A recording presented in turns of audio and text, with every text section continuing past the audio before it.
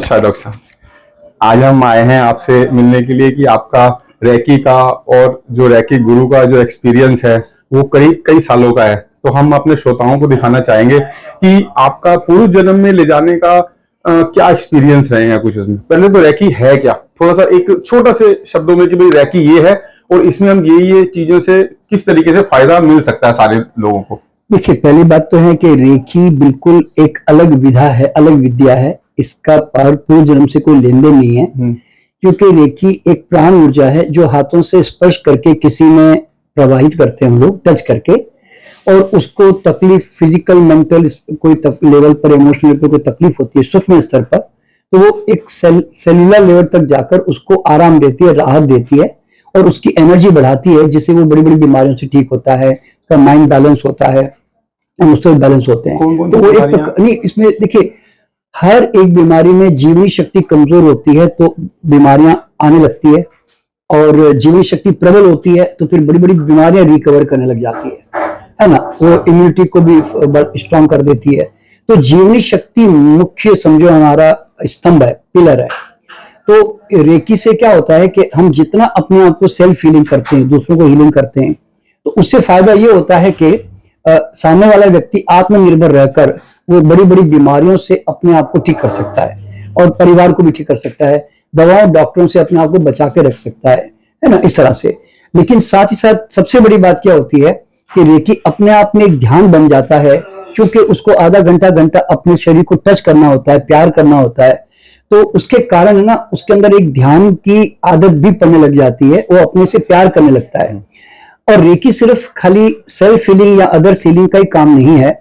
इसमें आप पेड़ पौधे भी अगर मान लो सूख रहे हैं, फ्लावर नहीं आ रहे हैं, तो रेकी करके उसको भी हरा भरा किया जा सकता है। रेकी का ये कमाल है। अगर कोई जानवर घायल हो गया हो, चिड़िया, कबूतर, कुत्ता, बिल्ली, अब उनको भी रेकी करके तुरंत आराम दे सकते हैं। हमने कितने ही प्राणियों को नया जीवन दिया है रेकी के कारण। और फिर रेकी का और जो सबसे बड़ा जो कारण ये है कि आज इससे हम आहार को ऊर्जान्वित एनर्जाइज कर सकते हैं, फिर आहार की ऊर्जा को चेंज कर सकते हैं, मतलब अपने भावनाओं से। जैसे कि आप जानते हैं कि आपके ब्रह्म कुमारी से भी बताया जाता है कि किस तरह से हम चार्ज कर सकते हैं।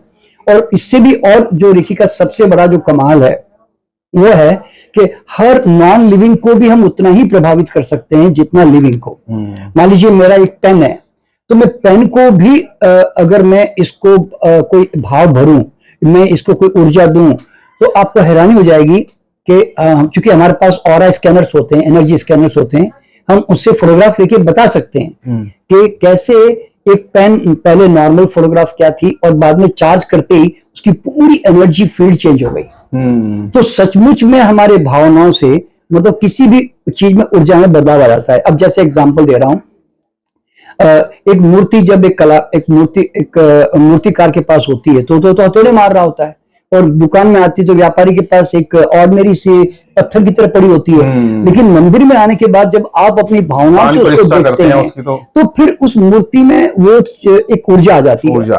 तो इसी तरह जब देखो एक्चुअल में देखा जाए तो गॉड क्रिएटर आप हो ना। देखिए वो तो पत्थर था, पर भगवान तो आपने अपने भाव से पैदा किया ना। तो इसका मतलब है कि जब आप एक पत्थर को देखकर आप भगवान पैदा कर लेते हो, तो फिर आप किसी भी टेबल को देख के कर लो, कपड़े को देख के कर लो, क्योंकि हर चीज अणु से बनी हुई है और हर चीज को आप प्रभावित कर सकते हो। समझे ना। तो इस तरह से क्या होता है, reiki living and non living हर चीज के अंदर ऊर्जा में बदलाव ला सकती है, और आप उनके साथ बातचीत कर सकते हो, कम्युनिकेशन कर सकते हो। और इसलिए मैं रेकी को महायोग या परम योग कहता हूं। क्यों? It connects with every energy atom of this universe. जो समझ रहे हैं, इसलिए मैं रेकी सिखा रहा हूं लोगों को कि ताकि लोग जो है ना हर अणु के साथ जुड़े और परमात्मा को हर चीज के अंदर अनुभव करें। ये रेकी का कमाल है। इसलिए रेकी में क्या होता है, कहीं ना कहीं आध्यात्मिक ऊंचाइयां भी प्राप्त होने लगती है। तो मेरा रेकी सिखाने का पर्पज यही है कि लोग जो है आत्मज्ञानी बने, परमात्मा के साथ जुड़े, ठीक है ना। और पूर्व जन्म जो है हमारा, वो एक अलग विद्या है अपने आप में, उसका कोई रेकी से कनेक्शन नहीं है। पूर्व जन्म भी ले जाने का मेरा पर्पस क्या था कि देखिए कि लोग जो है कई सालों तक सत्संग भी करते हैं, बड़े बड़े गुरुओं को सुनते हैं, गीता उपनिषद गुरु ग्रंथ भी पढ़ते हैं, लेकिन फिर भी आदमी आप देखते हैं कि ऑलमोस्ट वही का वही रहता है, वही गुस्सा, वही प्रतिक्रिया, वही अहंकार, सब कुछ, मतलब उसके अंदर कोई बड़ा बदलाव नहीं आता, समझे ना। और उसकी आंखें भी उतनी नहीं खुलती, वो खाली ऊपरी ऊपरी लेवल पर थोड़ी खुल रही होती है। लेकिन जब आप पूर्व जन्म में जाकर 1 घंटे की यात्रा, अभी आपने देखा होगा कि हम मुश्किल से आधा पौना घंटा लगाया हमने, तो 1 घंटे की यात्रा में है ना, जब एक आदमी ये जाकर देख के आता है कि यार मैं तो कई जन्मों में, पिछले जन्मों में कभी मेल था कभी फीमेल था, मैं इतने सालों में मरा, और मरा तो 80-90 में मरा, लोगों ने मुझे जलाया गाड़ा, फिर मैंने अगला जन्म लिया तो मेरी शक्ल बदल गई, मेरी अकल बदल गई, मेरी जात पात बदल गई। तो वो ये जब अपने आप में देखता है कि यार मैं तो कभी मरा ही नहीं, मेरी तो ट्रैकिंग बदलती रही, तो ये अनुभव जो है ना आपको अगर आ गया तो फिर तो आप मृत्यु से डरोगे क्यों? बिल्कुल बिल्कुल। और इस जन्म में भी आपको जाना पड़ेगा। हमारे सारे ग्रंथ जो हैं वो यही तो ज्ञान दे रहे हैं, यही ज्ञान दे रहे हैं। गीता में भी अब कृष्ण जी ने यही उपदेश दिया है कि आप आत्मा हो, ना मरती हो, ना ही जलाया जा सकता है, ना ही कुछ है। और अगर आप ये साक्षात देख लो तो कितना बहुत बड़ा ट्रांसफॉर्मेशन आता है। देखिए सबसे बड़ा ट्रांसफॉर्मेशन क्या आता है, ये जो जात पात का जो लेप लग जाता है ना, जो हमें बचपन से लगाया जाता है कि तू हिंदू, तू मुसलमान, तू क्रिश्चियन, आपको खुद ही लगेगा कि हम खुद ही कई जन्मों में मुसलमान, कई जन्मों में हिंदू, कई जन्मों में क्रिश्चियन, कई जन्मों में चाइनीज, कभी अफ्रीकन। तो भाई तुम हो कौन वास्तव में? तो जो मैं कौन हूं की जो आध्यात्मिक खोज है ना कि हु एम आई, तो ये वास्तव में आपको लगेगा कि मैं तो शुद्ध परम चेतना हूं, और मेरी ना कोई जात पात है, ना कोई मेल फीमेल कैरेक्टर है। ये सब आपको ना उसमें समझ में आने लग जाता है, ठीक है ना, इस तरह से। और साथ ही साथ में सबसे बड़ी चीज जो पूर्व जन्म में जाने से ये पता चलती है कि आज आपके जीवन में जो कुछ घट रहा है ना, अच्छा बुरा, अच्छे लोग, अच्छी परिस्थितियां, कम पैसा ज्यादा पैसा, जो भी या अच्छा ज्ञान बुरा ज्ञान, ये सब के आप चुंबक है। आप ठीक अपने चुंबक के अनुसार अपने आसपास ऐसे लोगों को आकर्षित करते हो, ऐसी घटनाएं घटने लगती है ऑटोमेटिकली। यानी कि मैंने एक चीज देखी है कि इस संसार में आसमान में ऊपर बढ़ के कोई घटा नहीं रहा है कुछ भी, everything is happening according to the law of nature. यानी कि जैसे जैसे आप चुंबक हो ना, वैसे वैसे आकर्षण विकर्षण आपके पास होता रहता है, यूं समझ रहे हैं। तो मैंने देखा कि हर चीज के हम चुंबक होते हैं, सुख दुख के भी, या कोई भी अच्छी बुराई के लिए भी। क्यों? क्योंकि वो संस्कार हमारे अंदर है, हम लेकर आ रहे हैं उसके अंदर, इस तरह से।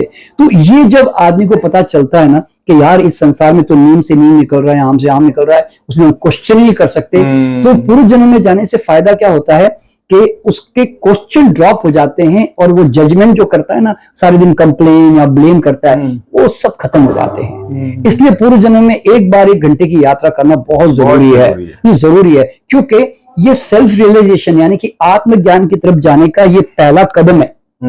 यानी कि भगवान बुद्ध और महावीर ने भी कहा कि भाई प्रतिप्रसव करो, यानी कि आप पीछे जाके अपने जन्मों को देखो तो तुम्हें सच्चाई जीवन की समझ में आएगी। नहीं तो ध्यान कितने सालों तक भी कर लो ना, तो कई बार उसके बावजूद भी हमारी आंखें नहीं खुलती और हम सेल्फ रियलाइजेशन उतना जल्दी कर नहीं पाते। हम शरीर को छोड़ ही नहीं रहे, हाँ, वही समझ रहे अपने आप को। लेकिन जिस दिन पूर्व जन्म में गए तो आपको लगेगा कि यार मैं तो कुछ डिफरेंट ही हूँ, मैं तो कोई वास्तव में ना मैं कोई शर्मा जी हूँ, ना कोई वर्मा जी हूँ, ना कर्मा जी हूँ, मैं तो सिर्फ बस एक चैतन्य हूँ शुद्ध, बस ये समझ में आएगा। अभी हम देखते हैं कि शमशान में जब भी कोई बंदा जाता है तो उस टाइम तक कितनी आध्यात्मिक बातें करता है कि भाई मिट्टी है, मिट्टी में मिल जाना है सब कुछ, लेकिन जैसे ही वो उस क्रिया से थोड़ा सा बाहर निकलता है, फिर वही उसी मोह में फंस जाता है, अपने शारीरिक अस्तित्व में आ जाता है। देखो ना, आज कितने आध्यात्मिक गुरु है, सबके अपने अपने शिष्य भी है, लेकिन आप नोट करोगे कि कोई भी उस लेवल पे ऊंचा नहीं पहुंच पाता। वो आज भी उतना ही